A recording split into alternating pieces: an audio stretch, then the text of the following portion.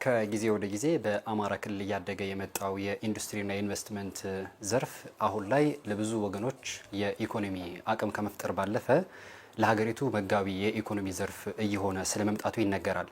ለመሆኑ በአማራ ክልል ያለው የኢንዱስትሪና የኢንቨስትመንት ዘርፍ አሁን ላይ ያለበት ቁመናና በቀጣዮቹ ጊዜያት ደግሞ ከክልሉ ኢኮኖሚ ተሻግሮ በአገር አቀፍ ደረጃ ሊፈጥር ስለሚችለው እድልና ሊያመጣ ስለሚችለውም እድል ጭምር ምን እየታሰበ እንደሚገኝ በዛሬው ጥንቅራችን ወደ እናንተ ልናደርስ ወደናል። ይህንን በተመለከተ ደግሞ የአማራ ክልል ኢንዱስትሪና ኢንቨስትመንት ቢሮ ኃላፊ አቶ እንድሪስ አብዱ መረጃዎችን ሊሰጡን እዚህ ይገኛሉ። ከእሳቸው ጋር ቆይታ እናደርጋለን። ክቡራትና ክቡራን አብራችሁ እንድትቆዩ በአክብሮት እንጋብዛችኋለን። ጤና ይስጥልኝ አቶ እንድሪስ። በጣም እናመሰግናለን ለጊዜዎትም ለሀሳቦትም። እንደ መግቢያ ማንሳት የፈለኩት ጥያቄ የአማራ ክልል የኢንዱስትሪና የኢንቨስትመንት ዘርፍ የጉዞ መልኩ ምን አይነት ነው ከሚል ጥቅል ጥያቄ ማንሳት ፈለኩ። ክልላችን በተለይ ለአምራች ኢንዱስትሪው የተመቸ ክልል ነው። በብዙ መልኩ ማንሳት ይቻላል። በተለይ ኢንዱስትሪው የሚጠቀምባቸው ጥሬ ዕቃዎች አብዛኛው በክልላችን ይገኛል። በሰፊ የሚታረስ መሬት ያለበት ክልል ነው። በተለይ ደግሞ የግብርና ምርትን ሊያቀነባብሩ የሚችሉ የአግሮ ፕሮሰሲንግ ኢንዱስትሪዎች በብዛት ማስተናገድ የሚችል አቅም ያለው ክልል ነው ብሎ መውሰድ ይቻላል። እንግዲህ እነዚህ ሁለት ጉዳዮችን ሳነሳ ባለፉት ዓመታት በክልላችን ያለውን የአምራች ኢንዱስትሪ ፍላጎትና ፍሰትን ስንመለከት በእነዚህ ጥሬ ዕቃዎች ላይ የተመሰረተ እንደሆነ መረጃዎቻችን ያሳያሉ ማለት ነው። ስለዚህ ባለፉት ዓመታት በተለይ በክልላችን ከሰሜን የጦርነት ማግስት ጊዜ ጀምሮ ዘርፉ የተቀዛቀዘ ጊዜ ነው የነበረው። በዚህ ምክንያት በተለይ ዘርፉን የበለጠ ለማነቃቃት እንደ ሀገር የተጀመረው የኢትዮጵያ ታምርት ንቅናቄ መድረክ ወይም ደግሞ የንቅናቄ ሂደት የበለጠ ዘርፉ እንዲነቃቃ ትልቅ አስተዋጽኦ ያበረከተ ነው። ስለዚህ በክልላችን ባለፉት 2-3 ዓመታት ያካሄድናቸው የኢትዮጵያ ታምርት ንቅናቄ መድረኮች አምራች ኢንዱስትሪውን በማነቃቃት ረገድ እና ማነቆችን በመፍታት ረገድ ትልቅ አቅም ነበረ ብለው መውሰድ ይቻላል ማለት ነው። ይህንን በመረጃ ማንሳት ይቻላል። ለምሳሌ የኢትዮጵያ ታምርት ንቅናቄ መድረክን ስንጀምር የክልላችን አምራች ኢንዱስትሪዎች አጠቃላይ የማምረት አቅም ወደ 46% አካባቢ የነበረ ነው። 2017 መጨረሻ ላይ አማካይ ኢንዱስትሪዎቻችን የማምረት አቅም ወደ 59.2% አካባቢ ደርሷል ማለት ነው። የትኛውም ሀገር ስልጣኔ የትኛውም ሀገር እድገት የሚመሰረተው ግብርና ላይ ብቻ ሳይሆን የሀገራትም እድገት የሚለካው በተለይ በቴክኖሎጂና አምራች ኢንዱስትሪ ላይ በሚያበረክቱት ኢኮኖሚ ውስጥ እነዚህ ዘርፎች ባላቸው ድርሻ ልክ ነው ማለት ነው። ስለዚህ የክልላችን መንግስት ምንም እንኳን ክልላችን ባለፉት 2 ዓመታት ባልተረጋጋ የጸጥታ ሁኔታ ውስጥ ቢሆንም የክልላችን አመራር ይሄንን በችግር ውስጥ ነው አሻግሮ በመመልከት ይሄ እቅድ አሻጋሪ እቅድ ያስፈልገናል፣ መውጫ መንገድ ያስፈልገናል። ስለዚህ የክልሉን ኢኮኖሚ ትራንስፎርም የሚያደርግ የሀገርን ኢኮኖሚ ትራንስፎርም የሚያደርግ ዘርፍ ላይ ማተኮር አለብን በሚባል ደረጃ የ25 ዓመት አሻጋሪ እድገትና ዘላቂ ልማት እቅድ እንዲዘጋጅ ተደርጓል ማለት ነው። እንግዲህ በዚህ እቅድ ውስጥ በዋናነት ትኩረት የተሰጣቸው 4 መሰረታዊ ጉዳዮች ናቸው። ከዘርፉ አኳያ ከተመለከተ ነው አንዱና የመጀመሪያ ጉዳይ ምርታማነትና ቅልጥፍና ነው። ስለዚህ አምራች ኢንዱስትሪው ምርታማነቱ ማደግ አለበት። በእያንዳንዱ ኢንዱስትሪ በእያንዳንዱ አጠቃላይ ደግሞ ኢንዱስትሪ በጥቅል ማደግ አለበት የሚል ትልቅ የመንግስት ኮሚትመንት አለ ማለት ነው። ሁለተኛው በእቅዱ የተቀመጠው የሰው ኃይል ልማት በሚመለከት ነው። ሶስተኛው የቴክኖሎጂ ልማት። ስለዚህ አምራች ኢንዱስትሪ ስናነሳ ያለ ቴክኖሎጂ የሚታሰብ ነገር አይደለም። የመጀመሪያው ራሱ ቴክኖሎጂ ይፈልጋል። ሁለተኛ ደግሞ ቴክኖሎጂን ያመነጫል። አራተኛ ጉዳይ መዋቅራዊ ሽግግር። የትኛውም ሀገር ኢኮኖሚ የሚሰላው የሀገርም እድገት ሲታይ እንትን የሚባለው ብዙዎቹ በተለይ በቴክኖሎጂና እንደ ሀገራትም ሲወዳደሩ በቴክኖሎጂ አቅማቸው በአምራች ኢንዱስትሪ ላይ በሚያበደር ወይም ደግሞ በኢኮኖሚ ቤዛቸው ነው። ያለን አቅም ማጠን ካልሰራን በስተቀር በዚህ መቀጠል አዋጭ ሊሆን አይችልም።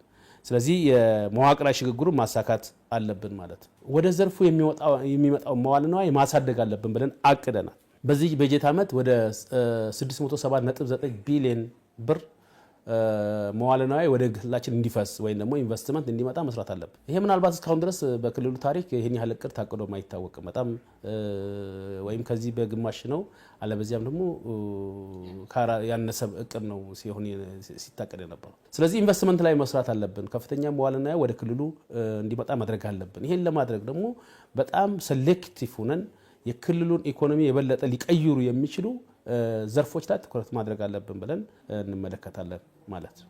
በጣም ግሩም። የክልሉ ኢንዱስትሪና ኢንቨስትመንት ቢሮ በዚህ ደረጃ የተለጠጡ እቅዶችን አቅዶ ወደ ተግባር ሲገባ የማስፈጸሚያውም ደግሞ ይቻላል ብሎ ማሳካት የምንችልባቸው መንገዶች እነኚህ ናቸው ብሎ የመውጫ መንገዶችንም ጭምር አስቧል። እነዛ መንገዶች ምንድን ነው የሚመስሉት? ለምሳሌ ከ4260 በላይ የሚሆኑ አዳዲስ ባለሀብቶች ወደዚህ ክልል እንዲመጡ እቅድ ተይዟል በቢሮ በኩልና ቀደም ሲል እንደተባለው ደግሞ ከግማሽ ትሪሊየን ብር በላይ ነው በአዲስ መንገድ ኢንቨስትመንቱ ፍሰት ያደርጋል ተብሎ የሚታሰበው።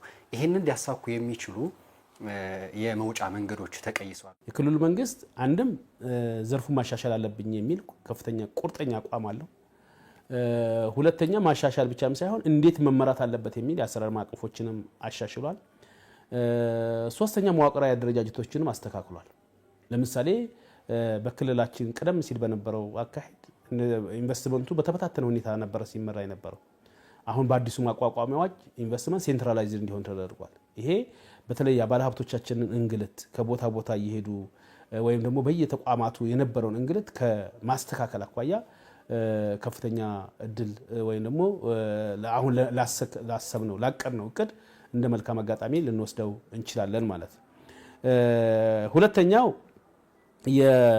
አሁን በየደረጃው በተለይ ማህበረሰቡ በራሱ ኢንቨስትመንት ላይ ያለው አታይ አሁን ባለፉት ጊዜያት ሁላችንም እንደምታውቁት በክልላችን በተለያየ አግባብ ኢንቨስትመንቱ ላይ በተለያየ እንትኖች አለመረጋጋቶች ቢኖሩም የትኛውም አካባቢ ላይ ኢንቨስትመንቱ ላይ ጥቃት ወይም ደግሞ ኢንቨስትመንቱን ኢላማ ያደረገ ችግር አልተከሰተም። ይሄ የበለጠ አዳዲስ ላሉትም ወደፊት ለሚመጡትም ኢንቨስተሮች የበለጠ ኮንፊደንስ ዲቨሎፕ የሚያደርግ ነው። ስለዚህ ይሄ ምንም ጥያቄ የለውም። ኢንቨስትመንት ሰላም ይፈልጋል። ኢንቨስተሩ ሰላም ይፈልጋል። ንብረቱ እንዲጠበቅለት ይፈልጋል። ስለዚህ የነዚህ ሁኔታዎች መኖር የበለጠ ለክልሉ ቅድም ላሰብነው እቅድ ወይም ደግሞ ለያዝነው ዓላማ ስኬት እንደ መልካም አጋጣሚ መውሰድ ይቻላል ማለት ነው። በተቋማት መካከል የተፈጠረው መናበብና መቀናጀትም የበለጠ አሁን ለቅዱ ስኬት እንደ አንድ ስትራቴጂ ወይም ደግሞ መውጫ መንገድ ነው ብለን መውሰድ እንችላለን። መልካም አቶ እንድሪስ፣ በዚህ ከአምራች ኢንዱስትሪዎቹ ጋር በተገናኘ የተወሰኑ ጉዳዮችን ብናነሳ ማለቴ በትልቁ ትኩረት ሰጥቶ እየተሰራበት የሚገኘው አንደኛው ዘርፍ የአምራች ኢንዱስትሪው ነው። ለዚህ ደግሞ ብዙ ምክንያቶች አሉ አይደለም? ከስራ እድል ፈጠራ ጋር በተያያዘ ከዛ ሲቀጥል ቀደም ሲል እርስዎም ሲያነሱት እንደነበረው ተኪ ምርቶችንም ሌሎችም ጉዳዮችም ልናነሳ እንችላለን። እዛ ላይ ግን የሚነሱ አንዳንድ ህጸጾች አሉ በአልሚዎችም በኩል ከዛ ሲቀጥልም ደግሞ አልሚዎችም ከመጡ በኋላ የሚያነሷቸው ችግሮች አሉና እዛ ዘርፍ ላይ የሚነሱ ችግሮች ምንድናቸው? በዋናነት ዘርፎቹ ላይ የሚነሱ ችግሮችን ስለመቅረፍ ቢሮው ምንድነው እየሰራ ያለው የሚሉ ጉዳዮችን ማንሳት ከቻለን የክልሉን ኢንቨስትመንት እናፋጥን ካልን ቀልጣፋ እናድርግ ካልን ተወዳዳሪ ኢንቫይሮንመንት መፍጠር አለብን። ለኢንቨስተሩ ምቹ የሆነ አካባቢ መፍጠር አለብን። ስለዚህ ይሄ አሰራራችንም ወይም ደግሞ አገልግሎት አሰጣጭም ቀልጣፋ መሆን አለበት ማለት ነው። ስለዚህ አንዱ የለየነው ችግር ከአገልግሎት አሰጣጥ ጋር ያለው ችግር ነው። ወደ ክልሉ የመጡ ኢንቨስተሮች ወይም ደግሞ ወደ ክልሉ የገቡ ባለሀብቶች የውጤታማነት ችግር አለ። መሬት ከተቀበሉ በኋላ መሬት ለረጅም ጊዜ አጥሮ ማስቀመጥ አለ። መሬትን ላልተፈለገ ዓላማ የመጠቀም ባህሪያት አሉ።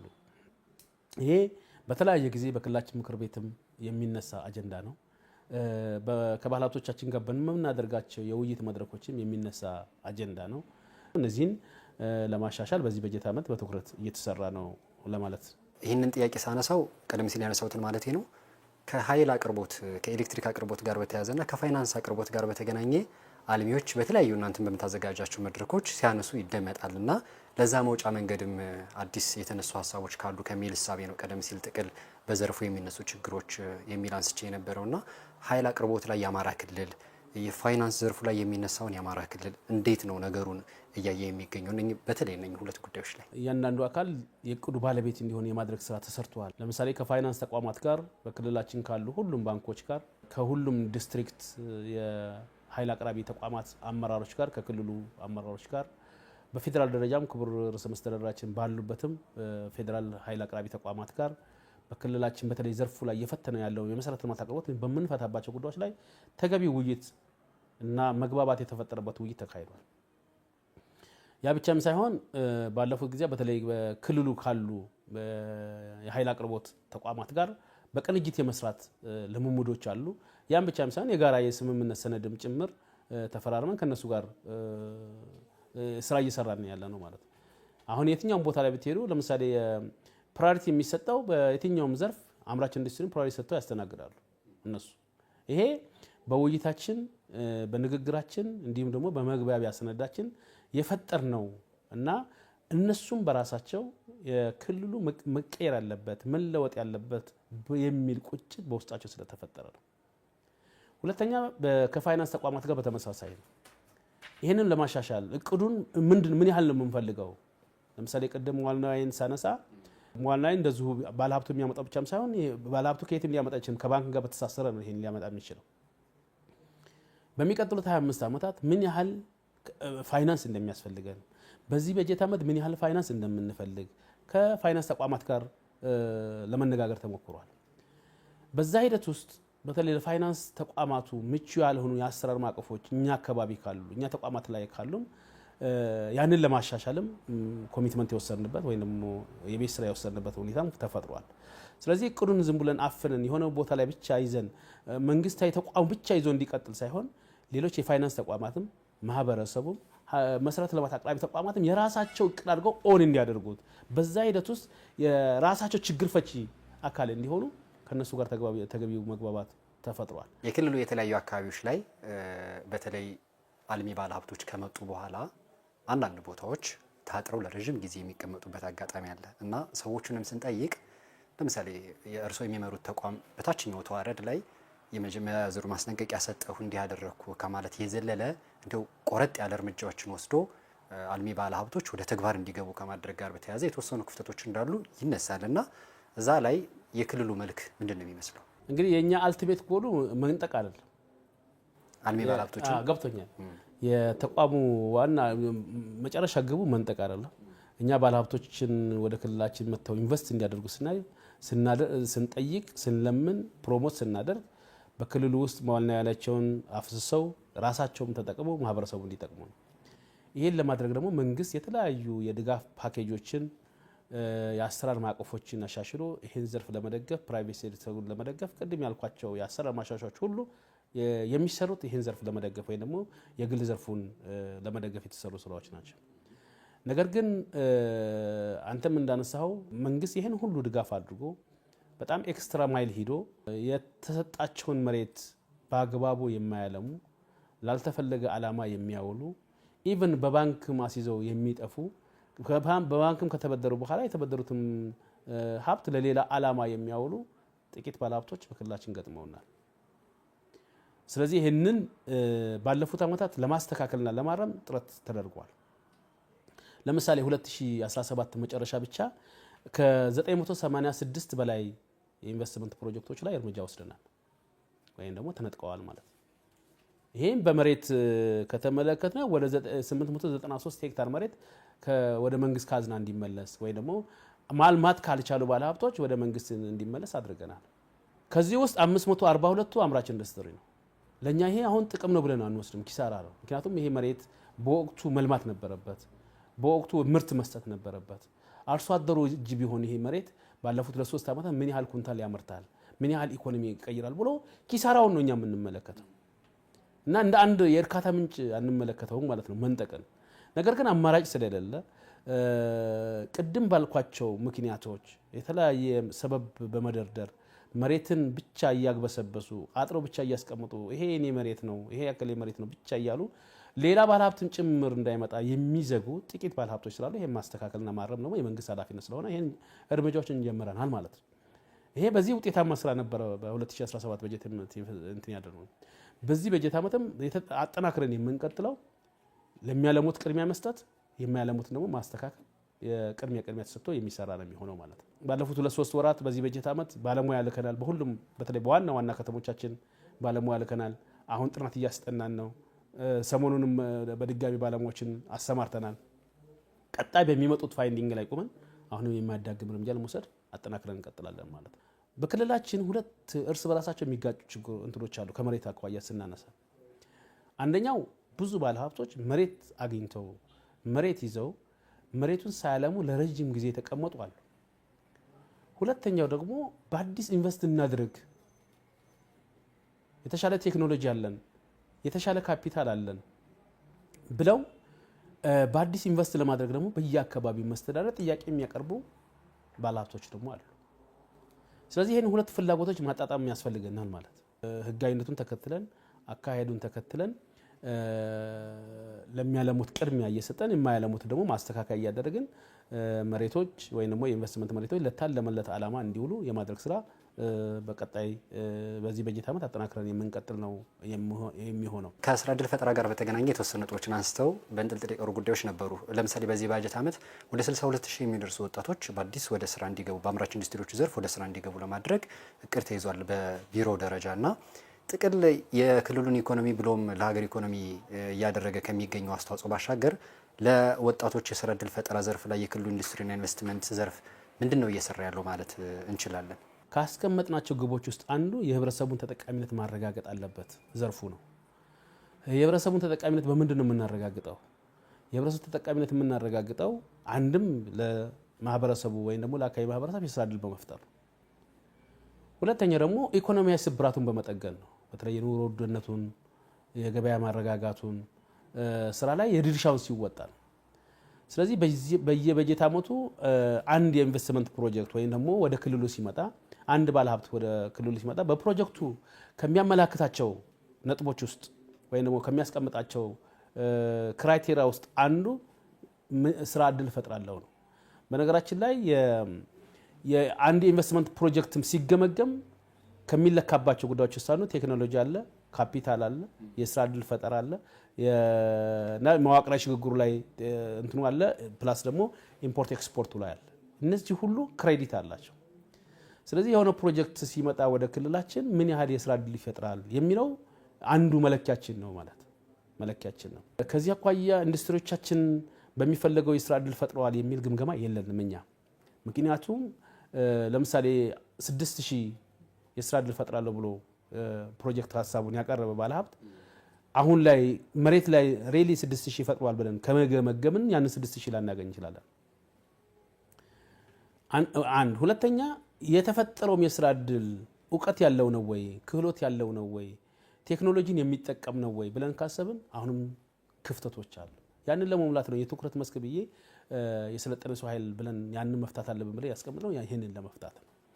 ለምንድን ነው ይሄ የሆነው ደግሞ ብለን ካሰብን አንድም ኢንዱስትሪዎቹ በተለያየ ምክንያት በሚፈለገው መልኩ ወደ ምርት ስላልገቡ መቅጠር ያለባቸው የስራ ዕድል እየቀጠሩ አይደለም። ስለዚህ ኢንዱስትሪዎቻችን የሚፈለገውን የሰው ኃይል እንዲቀጥሩ ካስፈለገ እነዛ ማነቆች መፍታት አለብን ማለት ነው። የመሰረተ ልማት ማነቆ መፍታት አለብን፣ የግብአት ማነቆ መፍታት አለብን፣ አጠቃላይ ሰርቪሱን ማሻሻል አለብን፣ ለኢኮኖሚው የተመቸ ስነ ምህዳር መፍጠር አለብን ማለት።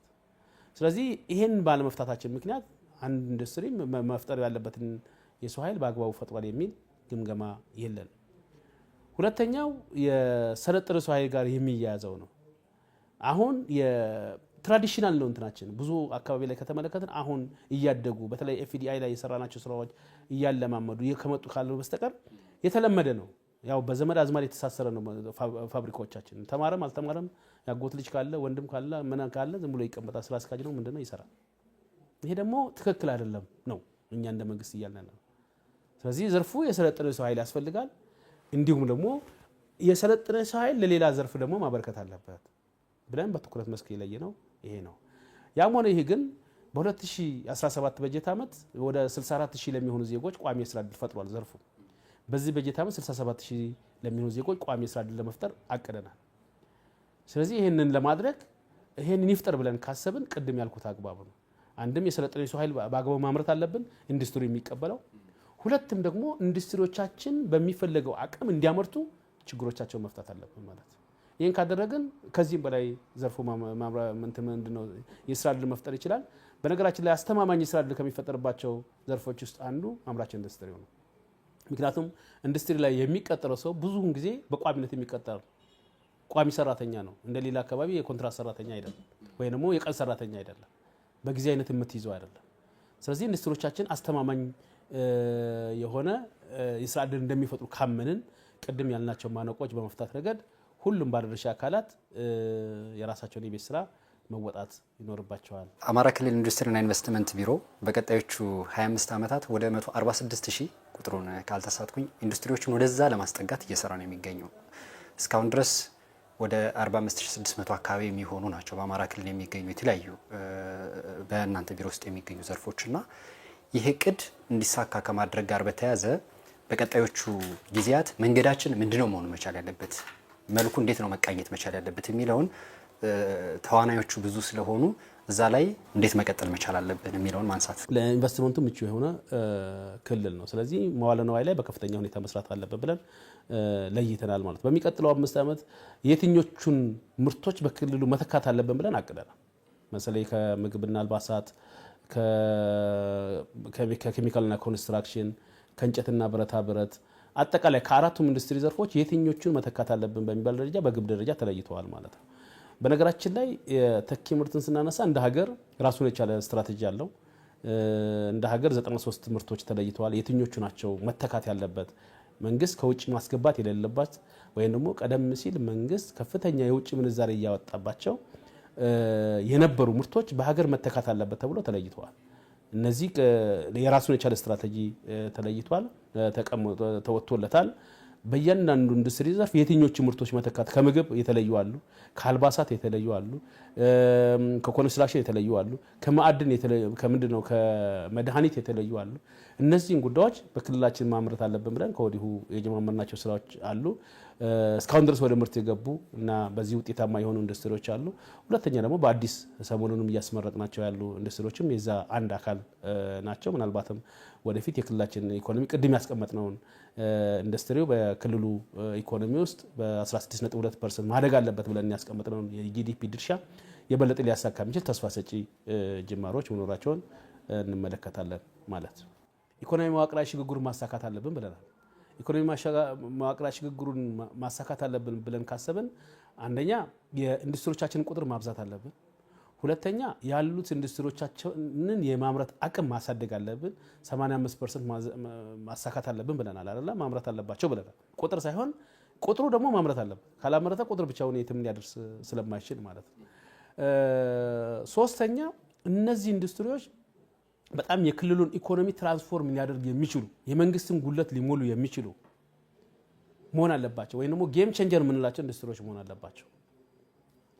ይሄን ለማድረግ ደግሞ ከፍተኛ መዋለ ንዋይ ያስፈልጋል። ቅድም ያነሳሁት መዋለ ንዋይ ወደ 608 ቢሊዮን ብር መዋለ ንዋይ ዘንድሮ ያስፈልጋል ብለን ስናስብ በዋናነት ይሄን የሚይዘው ማኑፋክቸሪንግ ኢንዱስትሪ ነው። አሁን ሰሞኑን የተመረቁና የተጎበኙ ኢንዱስትሪዎችን ከተመለከታችሁ ምናልባት ያስቀመጥነው አቅጣጫ ትክክለኛነት የሚያሳዩ ናቸው። በጣም ትልልቅ እና የክልሉን ኢኮኖሚ በጣም በከፍተኛ ሁኔታ ሊቀይሩ የሚችሉ ትልቅ ካፒታል የያዙ ካፒታል ኢንቴንሲቭ ነው በባህሪው ኢንዱስትሪው ማለት ነው።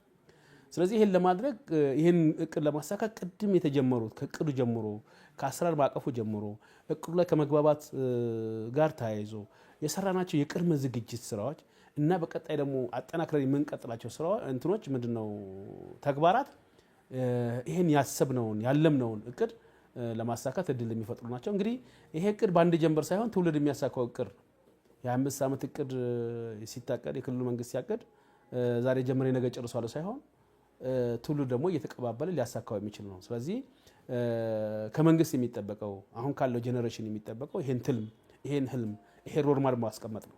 ይሄ ሮድማፕ ደግሞ አነሳሱን አጀማመሩ ማሳመር ነው። ስለዚህ አጀማመራችን ጥሩ ነው፣ አነሳሳችን ጥሩ ነው። ይሄን አጠናክረን ከቀጠልን ቅድም እንዳነሳሁት ለአንድ ተቋም ብቻ ሳይሆን ለመንግስት ብቻም ሳይሆን እቅዱ የማህበረሰቡ እቅድ ስለሆነ የህዝብ እቅድ ስለሆነ የትውልድ እቅድ ስለሆነ ይሄን እቅድ በቅብብሎች ከመራ ነው እና ከተከበርን ማናሳካው እቅድ ወይ ደግሞ ግብ የለም ብዬ ነው ማምነው። ለዚህ ደግሞ የጀማመርናቸው ስራዎች ተስፋ ሰጪ እና የበለጠ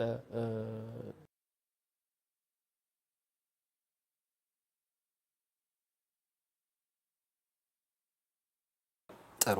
በአማራ ክልል በቀጣዮቹ 25 ዓመታት በሚኖረው የኢንዱስትሪና ኢንቨስትመንት ጉዞ ምን መልክ ሊኖረው ይችላል የሚለውን ርዕሰ ጉዳይ እንደመነሻ አድርገን አሁን ላይ ደግሞ የ25 ዓመቱ አሻጋሪ የልማት እቅድ የሚጀምርበት የመጀመሪያው 5 ዓመት የመጀመሪያው ዓመት ላይ የሚጀምርበት በመሆኑ የክልሉ ኢንዱስትሪና ኢንቨስትመንት ቢሮ ስራዎችን እንዴት እያከናወነ ነው የሚለውን በተመለከተ ነው ዛሬ ከክልሉ ኢንዱስትሪና ኢንቨስትመንት ቢሮ ኃላፊ አቶ እንድሪስ አብዱ ጋር ቆይታ ያደረግነው። በዋናነት በቆይታችንም እንግዲህ ብዙ ጉዳዮችን አንስተናል። በዚህ በ2018 ባጀት ዓመት ከ4260 በላይ አልሚ ባለሀብቶች ወደ ክልሉ እንዲመጡም ከዛም ከ600 ቢሊዮን ብር በላይ ፈሰስ እንዲደረግ ይፈልጋል።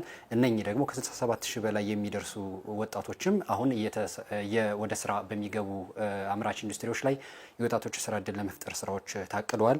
ከዛ ባለፈ ደግሞ ኢትዮጵያ ታምርት ንቅናቄ ሲጀምር 46 ከመቶ አካባቢ የነበረ ወደ 59.2 ከመቶ የኢንዱስትሪዎች የማምረት አቅም ከፍ እንዲልና በ25 ዓመት ውስጥ ደግሞ 85 ከመቶ የኢንዱስትሪዎች የማምረት አቅም እንዲጨምር ከማድረግ ጋር በተያያዘ እቅዶች ተቀምጠው እየተሰሩ ነው የሚገኙት። በ25ኛው ዓመት ምናልባት መጨረሻው ላይ ደግሞ የክልሉን የኢኮኖሚ አቅም ሊተካ የሚችል ዘርፍ እንዲሆን ግብ ተቀምጦ እየተሰራ ይገኛል።